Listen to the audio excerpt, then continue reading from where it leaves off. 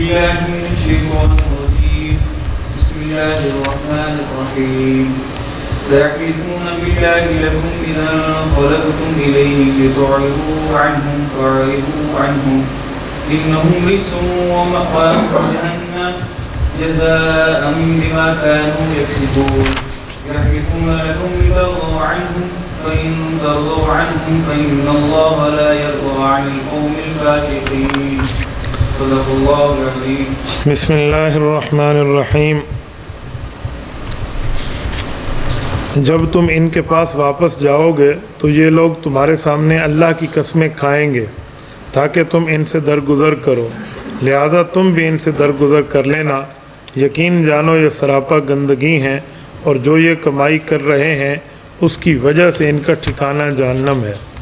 یہ تمہارے سامنے اسی لیے قسمیں کھائیں گے تاکہ تم ان سے راضی ہو جاؤ، حالانکہ اگر تم ان سے راضی ہو بھی گئے تو اللہ تو ایسے نافرمانوں سے راضی نہیں ہوتا۔ سورۃ توبہ کی آیت نمبر 94 اور آیت نمبر 95 ہے۔ اس آیت کا گزشتہ آیات سے تعلق ہے۔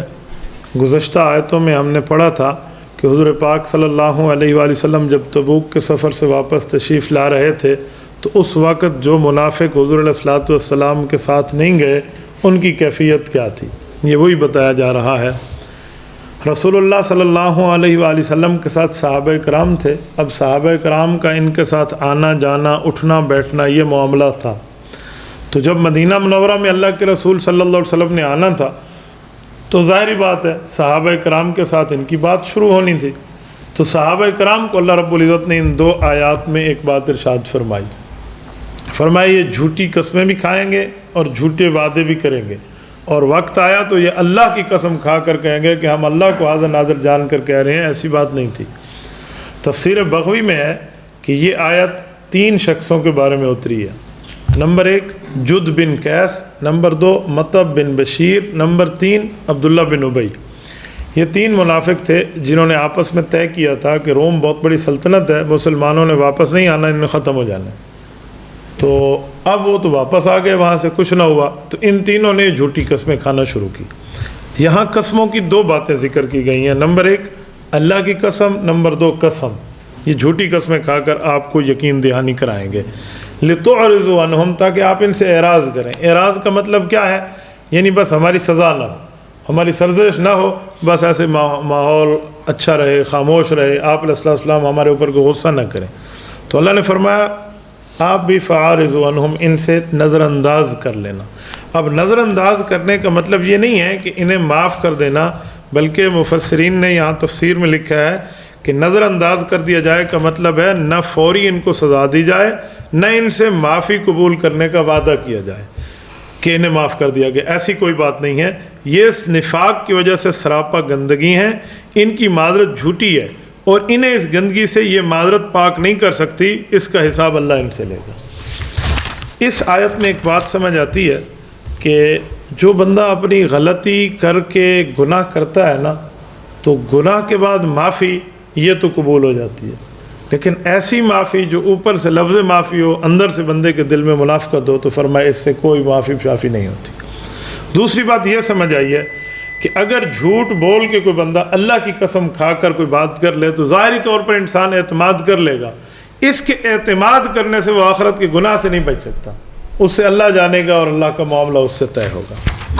اگلی آیت میں فرمایا کہ جھوٹی قسمیں اسی لیے کھاتے ہیں لِتَرْضَوْا عَنْهُمْ تاکہ صحابہ ان سے راضی ہو جائیں کہ یار یہ بندے سچ کہہ رہے ہیں، ہم ان کی بات مان لیں۔ اگلا جملہ اس سے بہت زیادہ ایک وزندار ہے، فرمایا فَإِن تَرْضَوْا عَنْهُمْ فَإِنَّ اللَّهَ لَا يَرْضَى عَنِ الْقَوْمِ الْفَاسِقِينَ۔ اگر جھوٹی قسموں پر انہوں نے آپ کو یقین دلایا اور آپ لوگوں نے سچ سمجھ کے ان سے راضی بھی ہو گئے، تو فرمایا اللہ ان کے جھوٹ سے واقف ہے، اللہ ان سے راضی نہیں ہوگا۔ یہاں 2 باتیں سمجھ آ رہی ہیں۔ نمبر 1 اللہ پاک نے اس قوم کے اوپر غصے کا لفظ فاسق اتارا کہ فاسق ہے، نافرمان ہے، جھوٹی قوم ہے۔ نمبر 2 اگر مؤمن قسم پر ایمان اعتماد کرتے ہوئے راضی بھی ہو جائے نا، تو اس کی رضا سے اللہ راضی نہیں ہے، یعنی اس کا مطلب ہے آخرت کا عذاب ان پہ نہیں ٹلے گا۔ غصہ 2 طرح سے ہوتا ہے، یا تو غصہ ہوتا ہے بغض کی بنیاد پہ، یا غصہ ہوتا ہے سمجھانے کی بنیاد پہ۔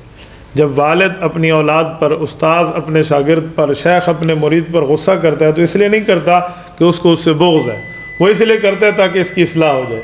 ادھر حضور پاک علیہ الصلوۃ والسلام کو ان پر غصہ کرنے سے منع فرمایا، اس بنیاد پہ نہیں کہ ان سے اللہ کو پیار ہے، بلکہ اس بنیاد پہ کہ ان نے تو ایمان لانا نہیں ہے، تو ان پر خواہ مخواہ سے فضول وقت ضائع ہوگا، تو ان پہ وقت ضائع نہیں ہونی چاہیے۔ کیا ضرورت ہے ان پر وقت ضائع کرنے کی؟ یہ تو بالکل منافقیت کے آخری درجے پہ ہیں، تو ان سے کچھ بھی نہ کہیں، ان سے اللہ کا معاملہ رکھیں۔ پہلی آیت میں اللہ کی قسم کا لفظ ہے اور دوسری آیت میں قسم کا لفظ ہے۔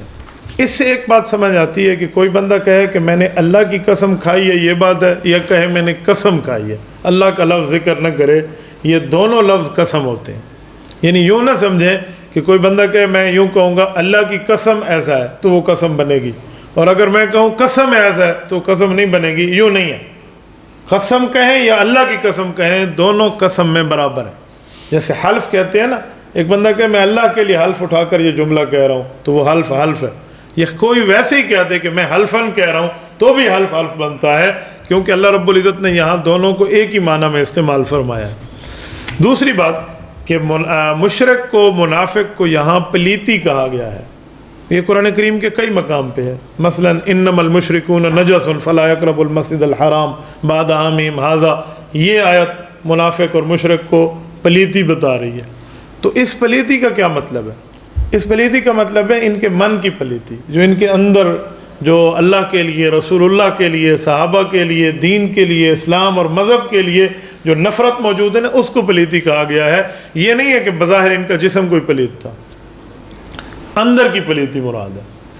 تو اس پلیتی کے اندر یہ لوگ ہیں۔ حضور پاک صلی اللہ علیہ وسلم پر جو تیسرے نمبر پہ صورت اتری ہے، صورت مدثر، اس میں فرمایا فَالرُّجْزَ فَاهْجُرْ وَالرُّجْزَ فَاهْجُرْ، اے پیغمبر صلی اللہ علیہ وسلم آپ پلیتی کو اپنے سے دور رکھیے۔ اس سے مراد یعنی جو مشرک ہو، نافرمان ہو، اس کو خود سے دور کیجئے۔ مطلب یہ ہے کہ ان کے ساتھ یارانہ نہ ہو، دوستانہ نہ ہو، تعلقات ایسے نہ ہوں جو محبت پر دلیل ہوں۔ ہاں مشرک سے، غیر مسلم سے کوئی تعلق رکھتا ہے تجارتی تو یہ جائز ہے، باقی معاملات ہیں تو یہ جائز ہے، لیکن اس سے یہ مطلب نہیں ہے کہ بندہ دلی تعلق ان سے رکھے، دوستی ان سے رکھے، تو یہ بات غلط ہے۔ اسی لیے قرآن کریم نے اسے رجس کہا ہے۔